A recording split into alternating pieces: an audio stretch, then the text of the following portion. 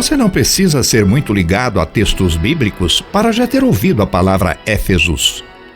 Éfesos significa desejável e foi utilizada para expressar o nome de uma cidade greco-romana da antiguidade. Éfesos está situada na costa ocidental da Ásia Menor, nas imediações de onde hoje se ergue a cidade de Selçuk, na Turquia. Éfesos foi, por muitos anos, a segunda maior cidade do Império Romano, com uma população estimada de 250 mil habitantes já no século I a.C.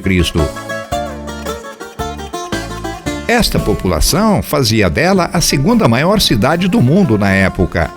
Indiscutivelmente, Éfesos foi a cidade mais importante para o cristianismo no final do primeiro século de nossa era. Por ser o centro de uma vasta região geográfica, as pregações dos apóstolos Paulo de Tarso e João Evangelista encontraram terreno fértil, entrando em grande expansão na Ásia Menor.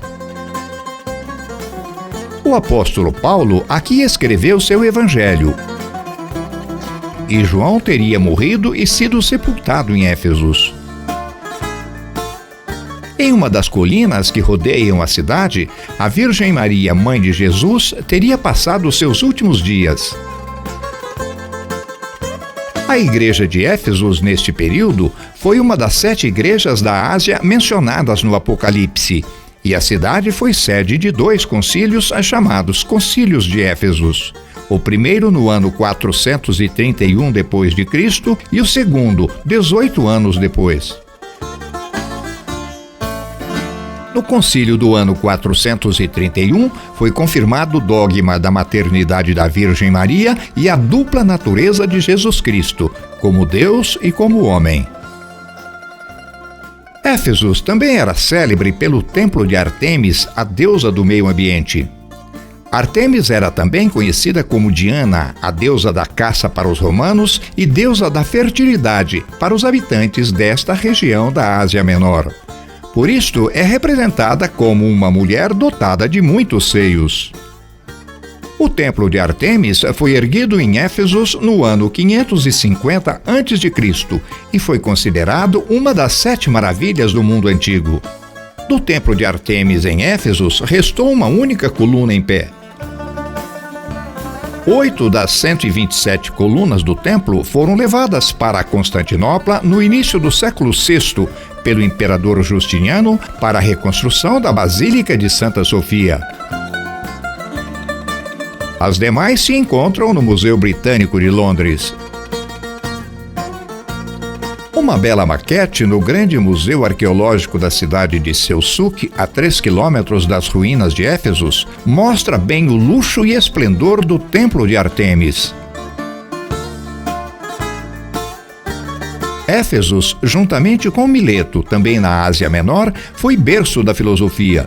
Em Éfesos nasceu Heráclito, um filósofo pré-socrático que partia do princípio de que tudo é movimento e que nada pode permanecer estático. Punta rei, ou tudo flui, tudo se move, exceto o próprio movimento. Tales, da vizinha Mileto, também viveu em Éfesos. É muito difícil estabelecer com precisão as origens de Éfesos.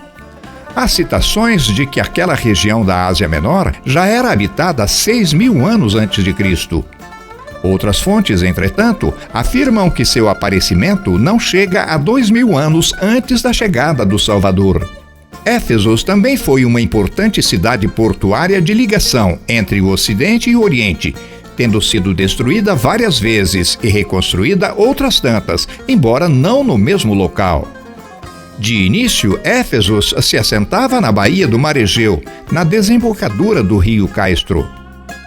Uma grande enchente, entretanto, trouxe enorme depósito de lama e lodo que soterraram a cidade. Assim, Éfesos teve que se deslocar uns 10 quilômetros para a encosta da montanha Bulbul. É deste período a construção do templo da deusa Ártemis ou Artemísia, a primeira construção em mármore de Éfesos.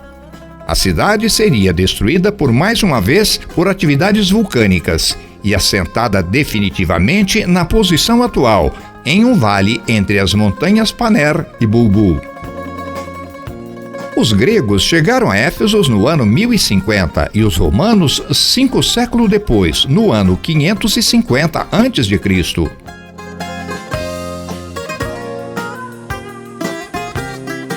E foi durante os períodos de ocupação por gregos e romanos que Éfeso viveu seus tempos de maior esplendor, transformando-se na capital do Império Romano do Oriente com seus 250 mil habitantes.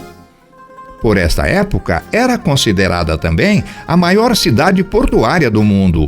E são as ruínas desta Éfeso greco-romana que atraem tanta gente nos dias atuais.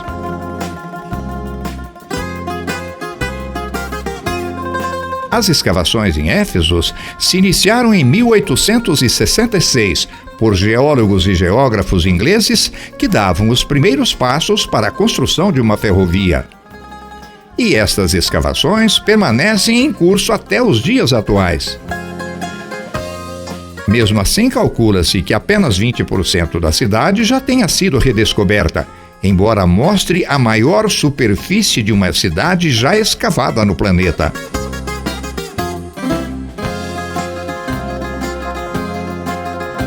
A principal entrada para os que visitam as ruínas de Éfeso é através do portão magnesiano, o qual se abre para o Ágora do Estado à direita e para a Basílica à esquerda. O Ágora do Estado era uma praça para discussões políticas e assembleias, onde o povo debatia problemas da cidade e reivindicava. Sua construção se iniciou no período helenístico com uma superfície de 173 por 58 metros.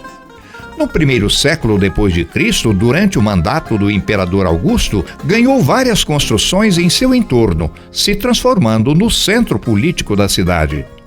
No Ágora havia reuniões oficiais, operações de câmbio e se organizava o comércio sob o controle do Estado. Ao lado do Ágora havia uma basílica onde se realizavam os intercâmbios comerciais. Este era o significado da expressão basílica no Império Romano, um grande centro de comércio. O edifício em arcos era uma casa de banho, que também data do período romano, e como toda a casa de banho da época, apresentava 3 seções: o frigidárium com água fria, o tepidárium com água morna e o caudárium para banhos quentes. O Odeon foi construído no século II depois de Cristo por Antoninus e sua esposa Flávia. Era destinado a reuniões parlamentares ou senado e também para várias performances musicais. O Odeon tinha capacidade para 1.500 espectadores e seus artistas tinham acesso ao palco por 3 entradas adornadas por colunas e estátuas. As 2 colunas identificam o Palácio da Câmara ou Prytaneion. Era uma casa para cerimônias religiosas, recepções oficiais e banquetes. Compunha-se de um grande salão e um pátio, localizado atrás de 4 colunas, 3 em estilo dórico e uma com capitel coríntio. Sobre as 2 colunas se mantinha acesa a chama, simbolizando o coração de Éfeso. A rua pela qual caminhamos em direção ao centro de Éfeso é toda calçada em mármore e desemboca em uma das 3 mais elegantes avenidas de Éfeso, a Rua dos Coretes, sendo ladeada por muitas colunas, fontes, monumentos e estátuas. Curete em grego significa menino, mas esse nome foi atribuído aos sacerdotes de Éfeso. Curetes era também o endereço das mais finas lojas da época. Foi bastante afetada por vários terremotos através dos tempos. Hoje sua aparência é a do 4º século depois de Cristo. E aqui atingimos um dos pontos mais importantes da Rua dos Sacerdotes ou dos Curetes, a Praça de Domiciano. A praça tinha 100 metros de comprimento por 50 de largura e um templo com um altar no seu centro. Em seu lado direito está um dos monumentos mais significativos de Éfeso, ou seja, o monumento a Memmius. No ano 64, Éfeso se levantou contra Roma em virtude dos altos impostos cobrados pelos romanos de suas colônias.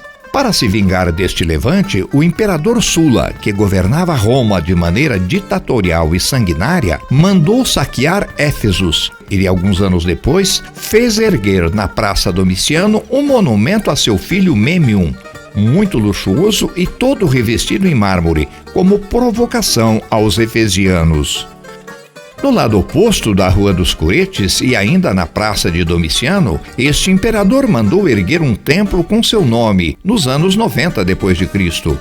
Este foi o primeiro templo erguido com o nome de um imperador na antiguidade. Na praça havia ainda uma fonte que distribuía água para toda a cidade.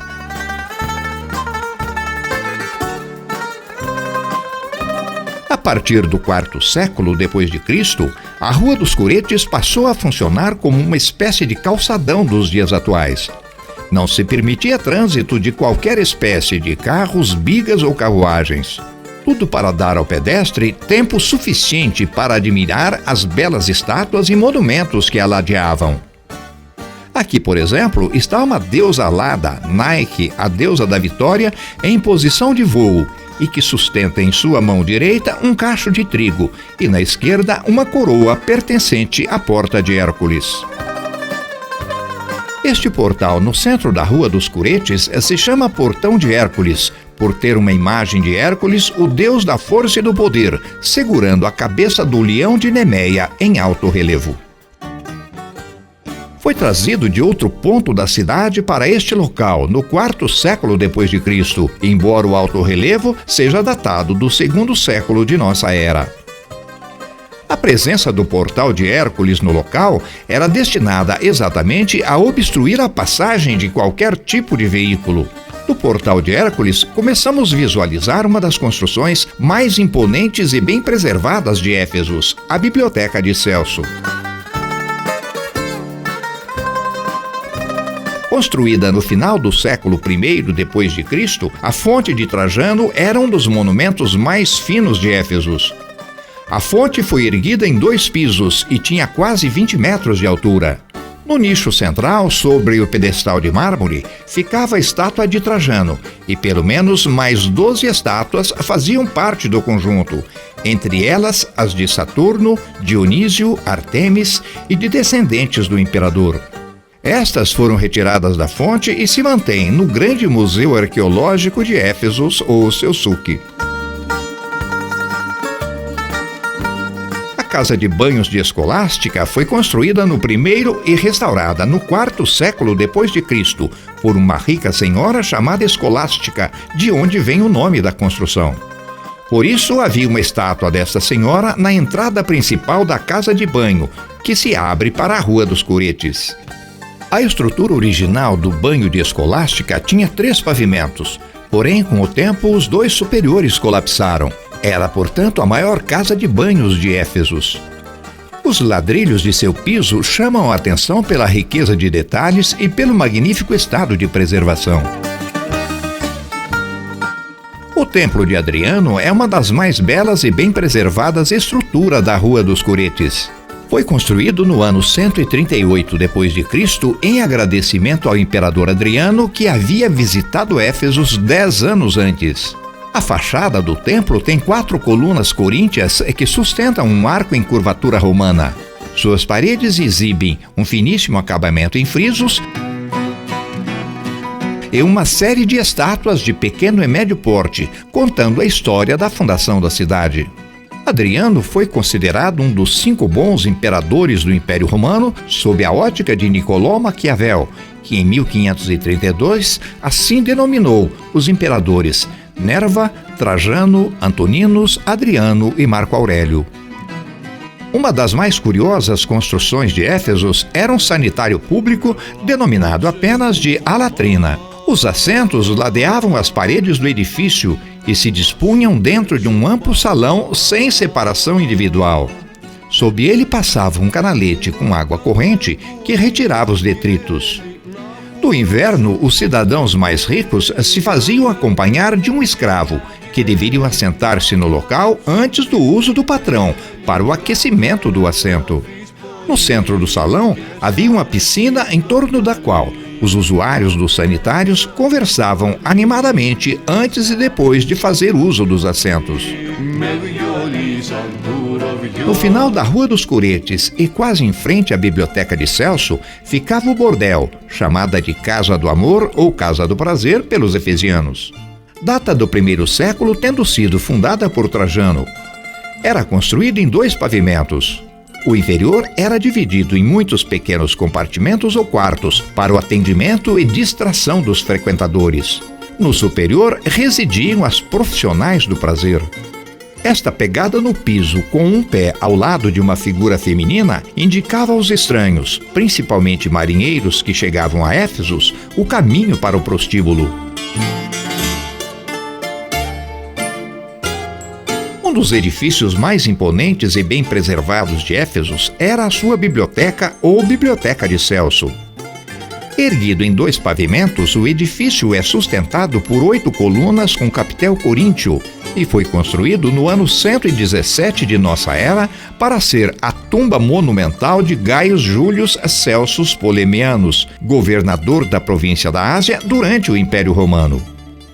A tumba de Celsus está na entrada do edifício abaixo do piso térreo e sobre ele havia uma estátua de Atena, a deusa da sabedoria.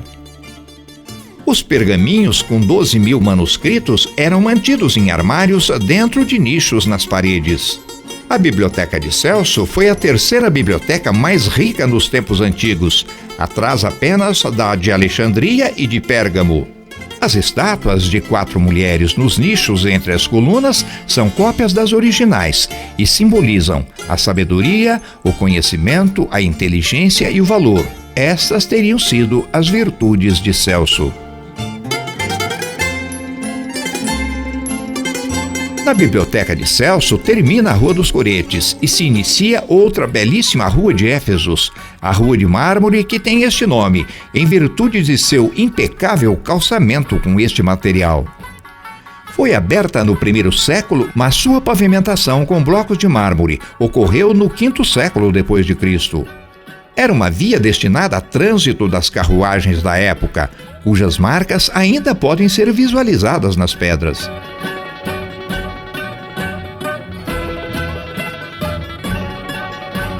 Atrás dos muros do lado oeste dessa via fica o Ágora Comercial, o maior centro comercial e cultural de Éfeso.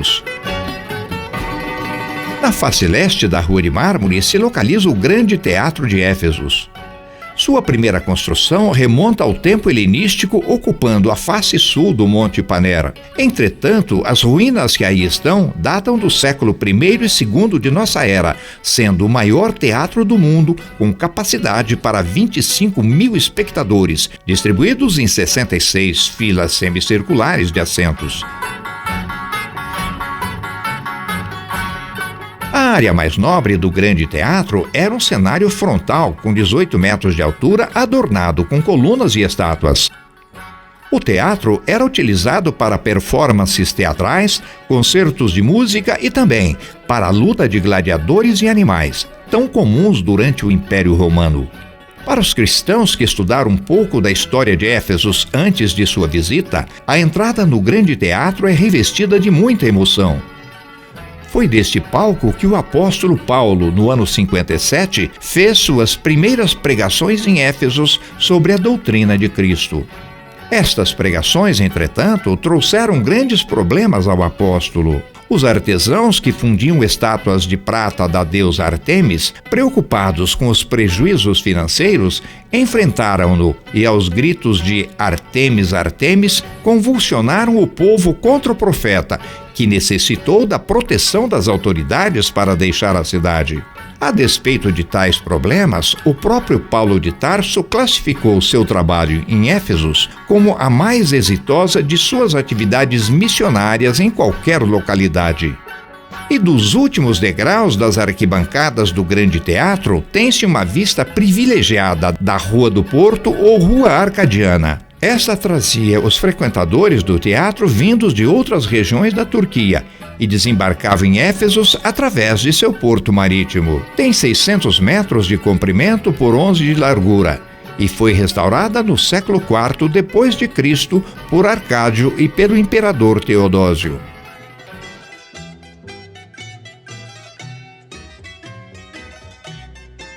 E deixando o grande teatro por belíssima alameda toda arborizada, o visitante terá que praticamente atravessar toda a cidade de Selçuk para, no lado oposto da colina Ayassoluk, encontrar a Basílica de São João, a 3,5 km de Éfesos.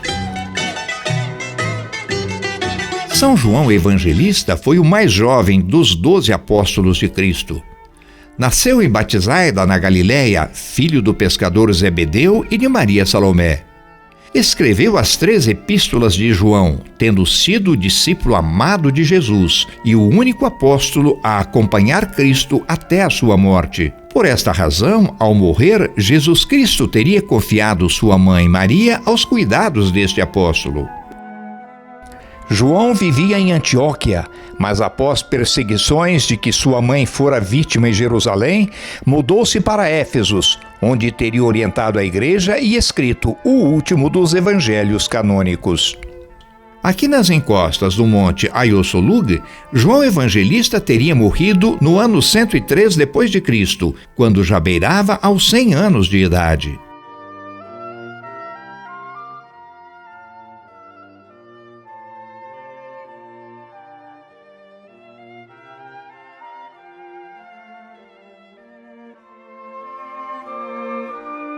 E 3 séculos após, sobre seu túmulo foi erguido um sepulcro que traz belos afrescos em seu interior, com imagens do profeta em suas pregações.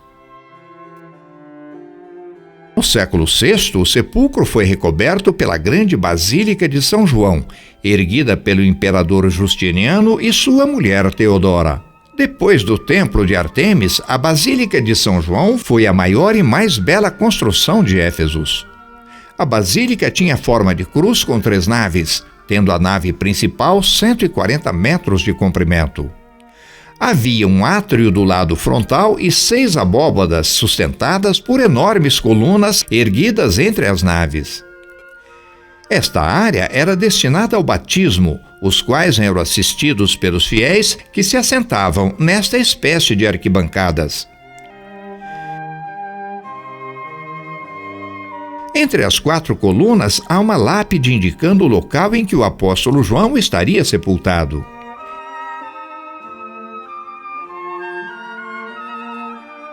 Em 27 de julho de 1968, a Basílica de São João foi visitada pelo Papa Paulo VI. Em sua longa existência, a Basílica de São João sofreu alguns abalos, mas suas ruínas resistem ao tempo. Em 1304, quando Éfesos caiu na mão dos turcos, uma parte da igreja foi convertida em mesquita, e em 1365 foi sacudida por um severo terremoto, exigindo muito tempo e dinheiro para sua restauração. Em 1402, foi integralmente destruída pelo exército mongol do Tamerlão. As escavações da igreja e arredores vêm se desenvolvendo desde o ano 1921 por arqueólogos austríacos. Além da igreja em si, tais escavações mostraram que a basílica era envolvida por enormes muralhas, tendo 4 torres defensivas e 4 entradas. Todas estas estruturas foram erguidas com restos de materiais tirados de Éfesos. Sua porta sul, ou porta da perseguição, é a que se mantém em melhor estado de preservação, sendo utilizada para a entrada dos visitantes atualmente.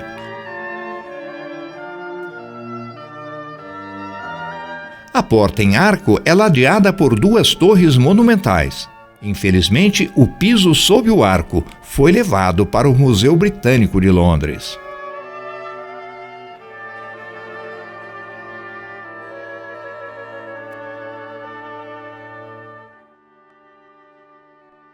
Segundo o livro de Jó, capítulo 19, versículos 26 e 27, quando foi pregado à cruz, Jesus viu sua mãe e perto dela João, o discípulo que amava, e pronunciou dirigindo-se a Maria: Mulher, eis aí teu filho. E dirigindo-se a João: Eis aí a tua mãe. E desta hora em diante, o discípulo a levou para a sua casa. E foi para Éfesos que João trouxe a Virgem Maria, e para mantê-la protegida das muitas perseguições de que era vítima, procurou-lhe um local seguro. Subiu o Monte Coresos a 8 quilômetros do centro da cidade e construiu-lhe uma casa rústica, toda em pedras. E aqui a Virgem Maria teria passado os últimos 9 anos de sua vida ao lado de uma criada. Daqui, Maria teria saído 2 vezes em viagem para Jerusalém, para rever todo o cenário do Calvário, da morte e ressurreição do Filho Jesus. E aqui teria morrido Maria no ano 48 de nossa era, 13 anos e 2 meses após a ascensão de Cristo. Esta versão sobre os dias finais de Maria, mãe de Jesus, ganhou força no século XIX, mais propriamente em 1852, ano de publicação em Munique, do livro do padre francês Clément Brentano, em que descreve as visões da freira alemã Catherine Emmerich, que viveu entre 1774 e 1824 e que teria tido vários contactos com a Virgem Maria.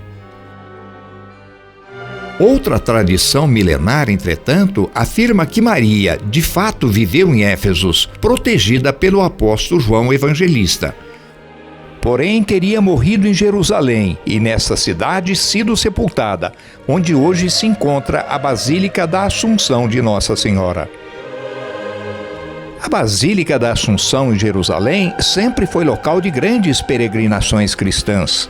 Entretanto, após a publicação das visões da freira Catherine Emmerich, tais peregrinações vêm mudando para a casa da Virgem Maria em Éfesos. O principal relato de Catherine Emmerich é a descrição da casa que o apóstolo João havia construído em Éfesos para a Virgem Maria, a mãe de Jesus. Emmerich descreveu uma série de detalhes sobre a localização da casa e sobre a topografia da região em volta. Eis alguns trechos textuais de suas revelações. Maria não vivia em Éfeso, mas na região rural nas redondezas. A residência de Maria estava em um monte à esquerda da entrada que vinha de Jerusalém, a umas 3h30 de Éfesos. Esse monte se inclina abruptamente em direção a Éfesos. A cidade, conforme nos aproximamos dela, pelo sudoeste, parece estar em terreno em elevação.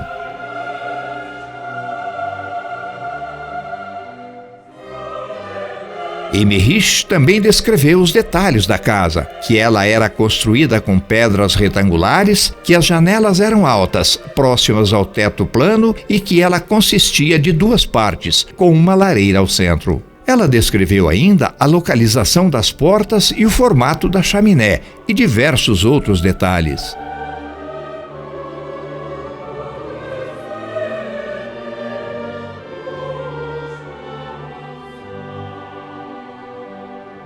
Em 1891, 2 missionários lazaristas, os padres Poulain e Jung, utilizando-se das descrições de Emmerich, descobriram este local e esta casa, com uma incrível semelhança com os relatos da freira alemã. Ficaram sabendo também que a pequena ruína com 4 paredes e já sem o teto, e vinha sendo venerada por um longo tempo pela população de algumas vilas de descendentes de cristãos de Éfesos. Por eles, a casa era chamada de Panaia Capulo, ou Portal para a Virgem. Todos os anos, peregrinos iam até o local, do dia 15 de agosto, a data na qual a maior parte do mundo cristão celebra a dormição ou assunção de Nossa Senhora.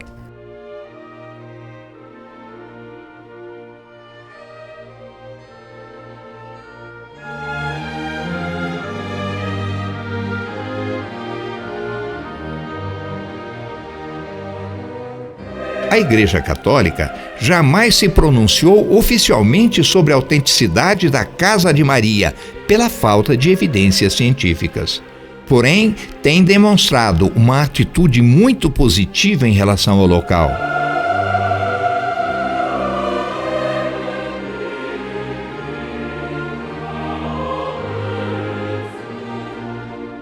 O Papa Pio XII, em 1951, seguindo a tradição do dogma da Assunção, elevou a casa ao status de local sagrado, um privilégio que posteriormente foi eternizado pelo Papa João XXIII.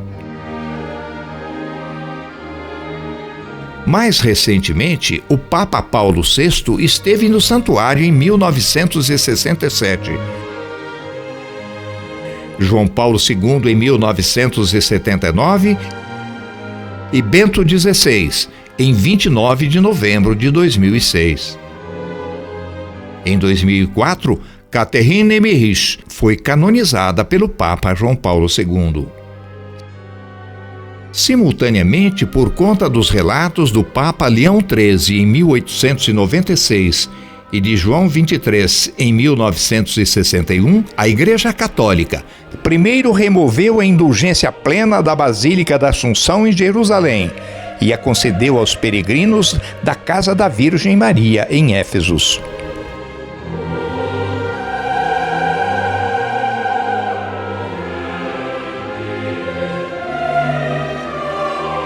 Estátuas de Maria foram dispostas à beira da estrada que conduz os milhares de peregrinos ao Monte Corezo, onde se localiza a casa, as únicas estátuas cristãs permitidas pela comunidade muçulmana da região. Ao lado da casa, um local especial para os fiéis acenderem suas velas.